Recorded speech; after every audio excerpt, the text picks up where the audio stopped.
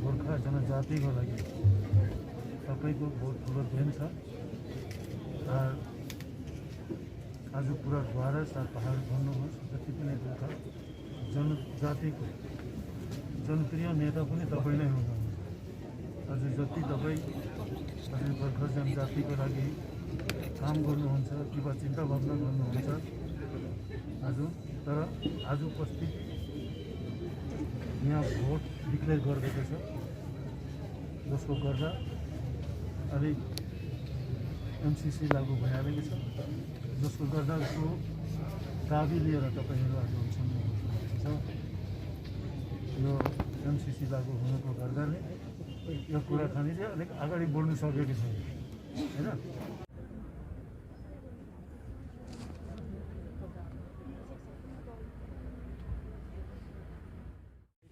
कि विमलदा से मेरा बहुत ही अच्छा करीबी रिलेशन है।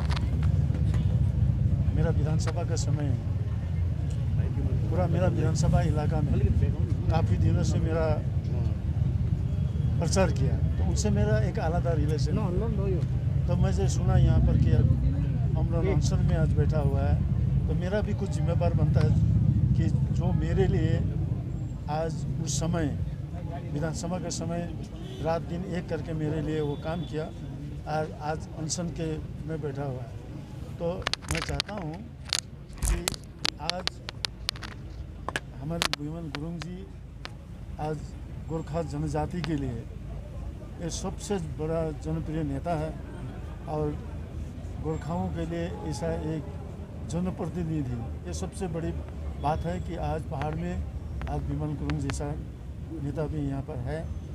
तो आज हमें चाहिए कि आज को उनका स्वास्थ्य के ऊपर में ध्यान करते हुए कि आप लोग जानते होंगे उनका जो भी दावी है, हमारे गोरखाओं का जो भी समस्या है, ये समस्या को मिटाने के लिए तो बातचीत के दौरान ही मिटती है। लेकिन आप लोग जानते होंगे कि अभी फिलहाल वर्तमान यहाँ पर वोट डिक्लेयर हो गया है और वोट डिक्लेयर होने के बाद में एमसीसी लागू हो जाने के कारण से कोई भी बातचीत आगे नहीं बढ़ती है, जिनका कारण ये जो बातचीत यहीं पर बंद है। तो ऐसे परिस्थिति में अगर अनशन रहे और बात भी अगर आगे ना बढ़े तो मुझे लगता है शायद ये अच्छा नहीं होगा। इसीलिए मैं विमलदा से मेरा अनुरोध है, अपील है कि सबसे पहले तो दादा को भी चाहिए कि ज़िंदगी में हमारे गोरखा जाति के लिए बहुत सारा काम करने के लिए भी बहुत ज़रूरी है और जैसे दादा के भी दरकार है। तो हम लोग चाहते हैं कम से कम अनशन तोड़े और ये वोट समाप्त होने के बाद में यहाँ का जो भी खबर है मैं जहाँ पहुँचाना है वहाँ पर पहुँचाऊँगा। उसके बाद में जब सरकार जब भी बुलाती है तो यहाँ पर सारे दल के लोग हैं, विमल गुरुंग जी भी जाएंगे और यहाँ का जो भी दावी है कि समस्या है उसको समाधान करने की कोशिश करेंगे। वहाँ पर बैठ के ही तो समस्या का समाधान किया जाता है। आप पर्सनल हिसाब से आए हैं या कमेंट? देखिए ये तो हमारे मेरा पर्सनल भी है इसलिए पर्सन इसीलिए है कि मेरा साथ में उनका एक पारिवारिक रिलेशन है कि नहीं? कि वो मेरे लिए जितना किया है तो शायद आज मुझे अपने आप खुशी है कि कम से कम उसका इस समय में मैं कम से कम उसके साथ में हूँ। तो हम लोग निश्चय यहाँ का जितना भी खबर है हम लोग तो पहुँचाएंगे कि जगह में पहुँचाएंगे ताकि इसका एक विचार विमर्श हो, इसका समस्या का समाधान हो। ये मेरा फर्ज जो भी होगा आफ्टर इलेक्शन के बाद में इसके ऊपर में हम लोग जगह में हम लोग पहुँचाएंगे। इसके लिए तो मैं यहाँ पर आया हूँ। तो इसीलिए मैं विमल दास से मैं ये मेरा अपील है, अनुरोध है, अपना छोटा भाई समझ के अभी हमारे समाज में, हमारे गोरखाओं के समाज में उनको बहुत ज़रूरी है और उसका अच्छा होने भी दरकार है, रहना भी ज़रूरी है। और ये एमसीसी लागू होने के कारण से बात भी नहीं बढ़ रही है। इसीलिए मैं अनुरोध करता हूँ कि ये अनशन छुटाए और आने वाला दिन। गुरुंग जी ने क्या बोला? गुरुंग जी से बातचीत हो रही है हमारी, तो निश्चय मैं उम्मीद करता हूँ कि आज गोरखाओं के हित के लिए जब काम करना है, अभी तो एमसीसी लागू होने के कारण बात भी नहीं बढ़ रही है ना?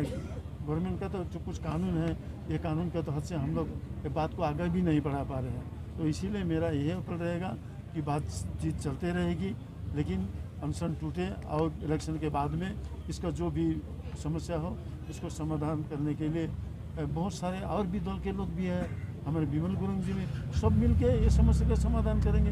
इसमें कोई बड़ी बात नहीं है। तो आफ्टर इलेक्शन बातचीत जरूर शुरू होगा।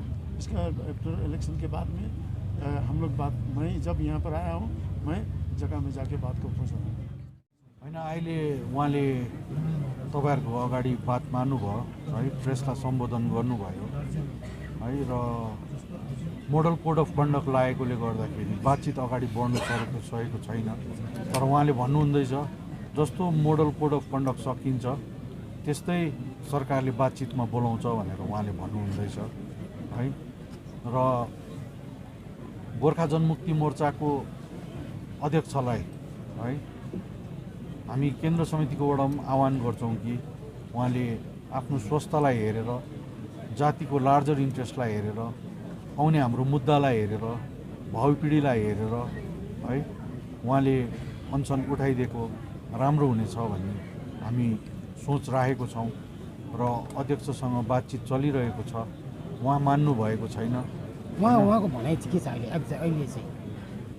उहाँको भनाइ चाहिँ अब त्यही छ, सरकारले समस्याको समाधान गर्नुपर्छ भन्ने उहाँको भनाइ छ। तर अहिले टेक्निकली हेर्दा त अब एमसीसी लागू भएकोले के एमसीसी लागू भएकोले गर्दा मन्त्रीजीले भन्नुभयो कि अहिले अब मोडल कोड अफ कन्डक्ट लागेको छ है, र इलेक्सन सकिएपछि सरकारले बातचित बोलाउँछ भनेर उहाँले भन्नुहुँदैछ है। र हामी बातचित गर्दैछौँ, के हुन्छ तपाईँहरू पर्खेर बस्नु।